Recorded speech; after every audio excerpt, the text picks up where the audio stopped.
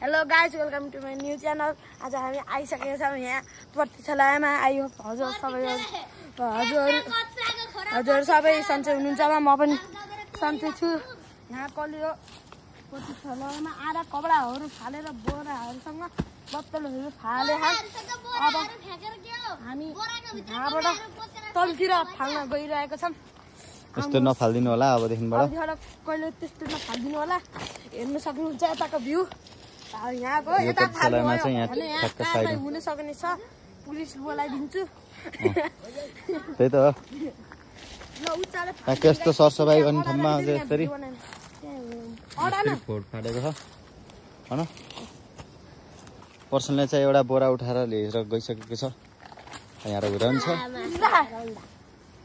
ल। अर्को हाम्रो साथमा फुच्चे पनि आएको छ। यो फुच्चेले पनि फाल्छ। अब ट्याक्क 2टा बोरा फालिसक्यो। अब यो पनि उचाल्न खोजिरहेको छ पर्सनले एकदम कठिन तरिकाले। तर यो उचाल्न सकेको छैन। भनेको उचाल्यो सिसा रहेछ गाई चाहिँ यहाँ यस्तरी फालेको छ। यहाँ यस्तो गुना छ हेर्नुहोस्। ट्याक्क हेर्न सक्नुहुन्छ गाई। यस्तरी कहिले पनि यस्तो बीच बाटोमा सेल्फी डाँडाभन्दा मुनिपट्टि यो नयाँ परिसरमा यसरी फालेको छ।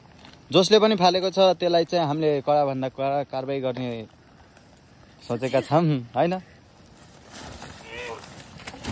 कटर हो कि कटर बनाएको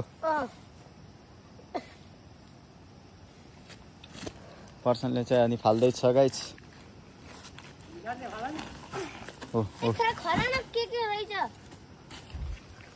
कहिले उठाउँछ सबै ट्याक्क गाइस। हो यहाँबाट चाहिँ अब फाल्दैछ। फालिसक्यो। अब चाहिँ धेरै मुनि पुग्यो। ल पर्सनलाई धेरै धेरै धन्यवाद। हाम्रो पर्सनलाई ट्याक्क सबैजनाले एकदम सब्सक्राइब गर्नु होला, लाइक गर्नु होला। यहाँलाई यसरी फाल्न चाहिँ पाइँदैन होइन। टक्क लाएर यहाँ चाहिँ यस्तो छ।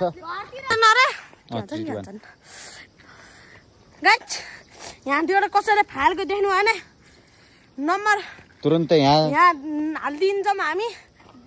यो नम्बरमा सम्पर्क गर्नु होला। यो नम्बरमा सम्पर्क गर्नु होला अनि देख्नु भने गरिहाल्नु होला। अनि त्यसलाई नफाल्नु अनुरोध गर्नु। फालेको दिनेहरूले नि नमानी अर्डर गरेर फाल्यो भने हामीलाई फोन नम्बरमा सम्पर्क फोन हान्नु होला भन्न।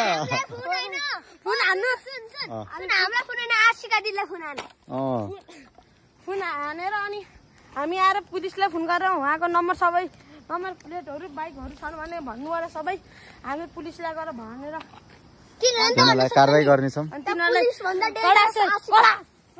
सजाय दिन्छौँ।